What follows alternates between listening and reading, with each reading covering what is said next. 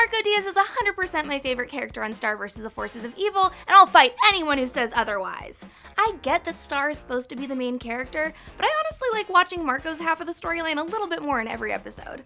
Marco definitely experiences the most character growth out of every single person or monster on this show, making his character development the most interesting of the entire series.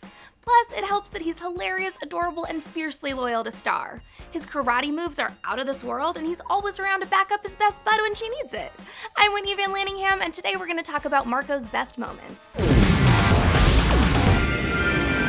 Number 8. When we first meet Marco Diaz, the show makes it very clear that he's a guy who always plays it safe. He's not a big risk taker in his personal life, and Homeboy has some major stuff to reckon with if he's gonna keep calling himself a bad boy. He's desperate to escape the label of safest kid in the class, and luckily Star's there to help him find the person he's meant to be. By the end of the very first episode, he's doing karate and kicking major bad guy butt! Marco transforms from a dude that never takes chances to a dude who fights intergalactic monsters with his BFF. Number 7. When Marco breaks his arm before a big karate tournament, Star tries to help him out by fixing his arm.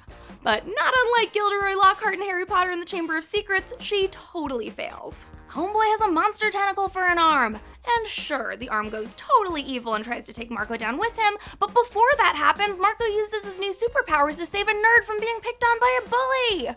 And sure, okay, maybe he cheats just a little bit by taking that squiddly gun show to his dojo, but admit it, you'd do the exact same thing if you had part of Cthulhu attached to your body. Number 6. Marco also happens to be a super loyal friend, which he displays pretty much anytime he helps Star save her magic wand from space monsters.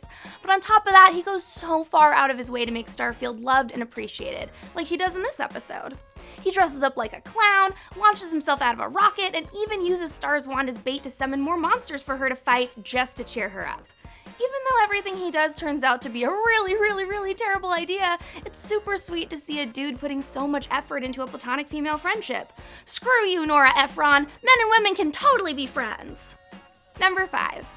Okay, technically the blood moon was partially responsible for Marco's behavior in this episode, but whatever, it still counts. I love how worried Marco is about Star hanging out with her demon ex-boyfriend again. I wish I had a friend who would brave the underworld just to stop me from drunk texting my ex, damn. But even though both of them were bewitched by the moon at the time, this was the first time us viewers started shipping Starco. Their slow dance is extra sweet, and I love that they get all freaked out because they're finishing each other's sentences. I think it's pretty obvious that Star and Marco dig each other. Just date already so they can officially stop shipping Marco and Jackie. Or not. Jackie is a total babe. Number 4.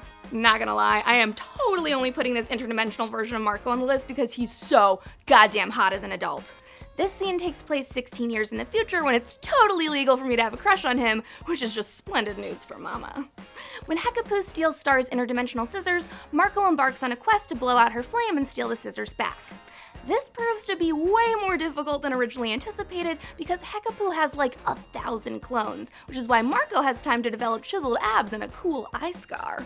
I'd also totally be lying if I didn't say that I'm super obsessed with his double earrings. God damn it, Star, why did you make him come back to Earth with you? Please let there be a universe out there where hot Marco still exists. Please? Number 3. Out of all the girls at St. Olga's School for Wayward Princesses, Princess Turdina has to be my favorite. She's so inspirational.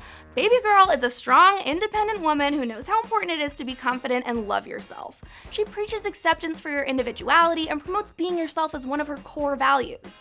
Turdina is the hero we need and the hero we deserve. And besides, if anyone's gonna look killer in drag on the show, it's gonna be Marco. Number 2. I know this goes totally against what I said earlier about wanting Marco to exclusively end up with Star, but I contain multitudes, dude, so chill out. Jackie Lynn Thomas is a total babe, and when Star freezes time to help Marco give her the nod, he realizes he's been just nodding at her for a long time. Watching these videos of himself taking zero action to further his relationship with Jackie lights a fire under his ass, and for the first time, Marco actually says hi to his crush when she skateboards by. Maybe that doesn't seem like a huge deal, but for Marco, it was major progress. He realizes that he won't get very far if he keeps avoiding actual contact with her, and his character develops even further when he becomes far braver than ever before. Fighting monsters is easy. Talking to the girl you like is terrifying. Number 1. Obviously, Marco's best moment had nothing to do with fighting monsters with karate or dancing. It's when he's finally honest about his feelings for his best friend. Their first kiss might have been orchestrated by a guy who runs a photo booth, but who cares? It finally end! See, I told you all my shipping would pay off someday. Their first kiss is so special and perfect and sweet, made even more so by Marco's honesty. I can't wait to see where their relationship leads in season 4. I just want to see them smooch and fight monsters forever, you guys! These are my favorite Marco moments from Star vs. the Forces of Evil, but I want to know which ones are yours in the comments. Follow us on Twitter at NerdWire HQ and be sure to click to the left of my face for more fun videos.